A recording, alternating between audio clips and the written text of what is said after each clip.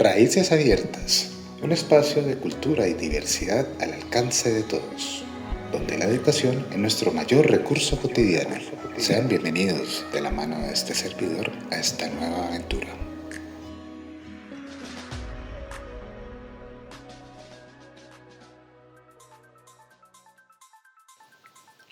Hola, mi nombre es Juan Manuel Castro y en esta ocasión haremos un vibrante recorrido sobre los aspectos más básicos en la evolución educativa, desde una perspectiva crítica y multicultural, pasando por sus diversas etapas y analizando sus cambios importantes en el desarrollo latinoamericano.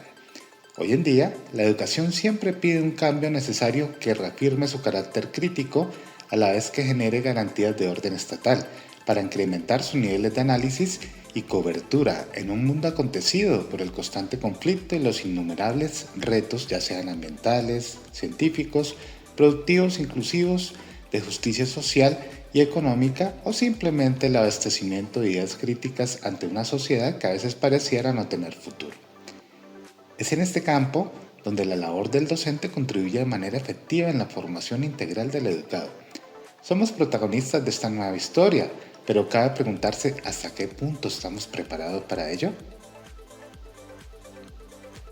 Es importante reconocer que nuestros países son complejos y de corta data en lo que se refiere a nuestra participación en la historia universal.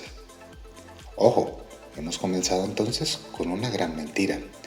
Partamos del hecho que aunque hay poco registro por parte de Occidente en nuestro rol planetario, eso no significa que no tengamos historia más allá de los griegos o romanos o las civilizaciones antiguas.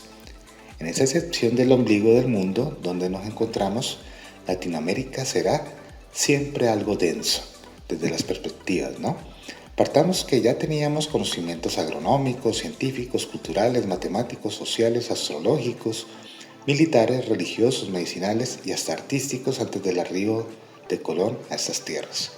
Sin embargo, esta sabiduría fue despreciada, se puede decir así, en los esquemas culturales europeos por ser considerada algo atrasado.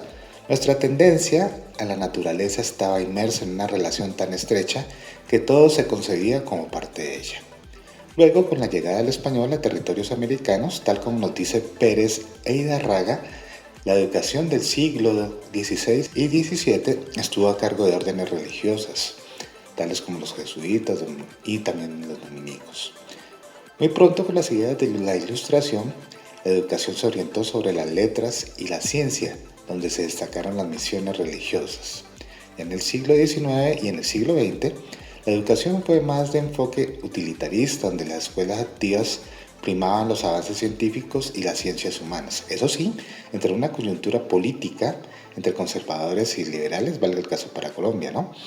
Hechos que marcaron casi toda la historia de nosotros como nación. De igual manera, a nivel regional, la educación se constituyó como parte del proyecto de las nacientes naciones.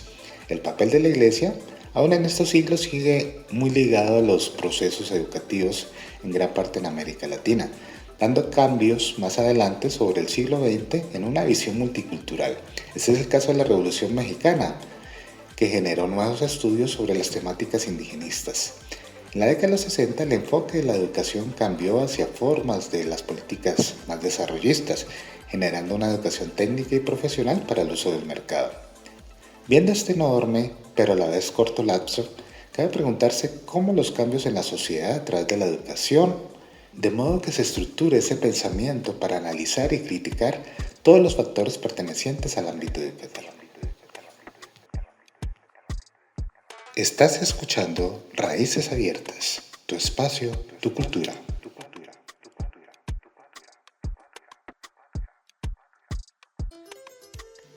¿Será que el convencionalismo en las ideas está matando la educación?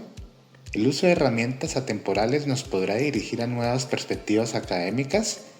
Ya nuestra realidad es dura, teniendo que hacer la adaptativa a otras culturas del mundo entero, pero sí es necesario entender que en parte de la ecuación estamos presentes y sobre el entendimiento de esas relaciones de poder que parte de nuestros sistemas educativos obedecen al interés de los dominantes.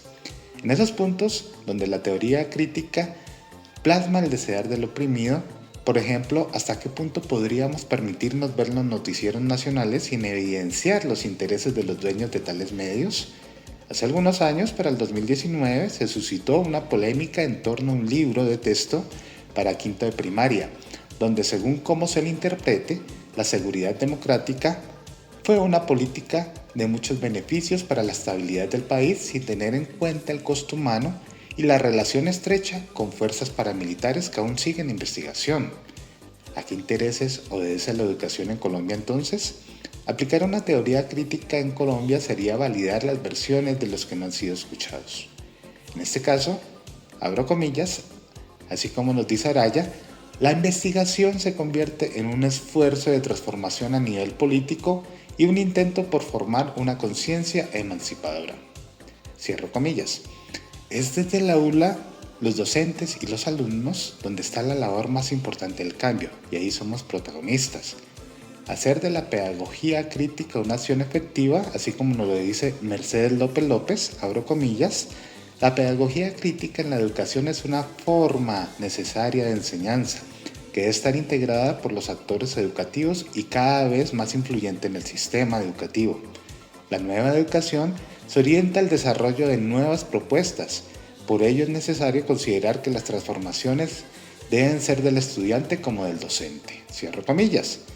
En este instante la pregunta más importante podría ser hasta qué punto estamos dispuestos como docentes y orientadores a asumir el cambio y a capacitarnos.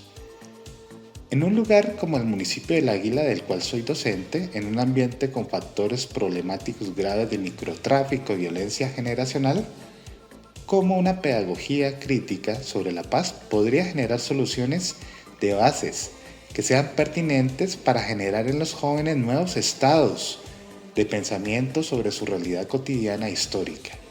En conclusión, debemos hacer un entendimiento sobre la educación, cambiar nuestras formas de pensar, que a veces son reproducciones simplemente de los sistemas de pensamiento dominante, y enfatizar un poco más en el desarrollo de la educación propia. ¿Cuál es esa? Aquella que indaga fuertemente sobre las bases de las inequidades sociales y que se compromete con un cambio, y ese cambio debe ser un cambio total. Les hablo para ustedes Juan Manuel Castro y fue un gusto acompañarlos en esta aventura. Hasta una próxima oportunidad.